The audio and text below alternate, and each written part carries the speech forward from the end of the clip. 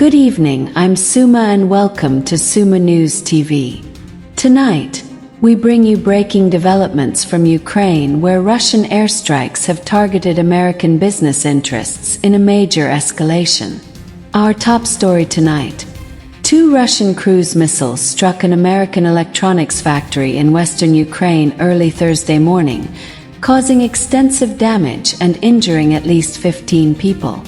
The attack hit a Flex electronics manufacturing plant in Mukachevo, near the Hungarian border.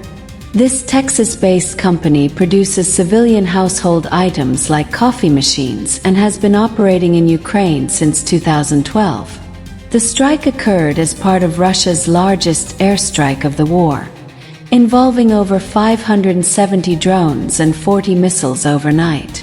About 600 workers were on duty when missiles hit before 5 a.m., but most took cover during air raid warnings, preventing higher casualties. President Volodymyr Zelensky condemned the attack on social media, calling it a strike on ordinary civilian enterprise and American investment. Regional officials confirmed the facility never produced military equipment, with 1/3 of the plant now burned down. Andy Hunter from the American Chamber of Commerce in Ukraine says this represents one of the largest U.S. private investments targeted by Russia, highlighting Moscow's continued attacks on American businesses operating in Ukraine. This attack underscores the ongoing risks faced by international companies maintaining operations in Ukraine during this conflict.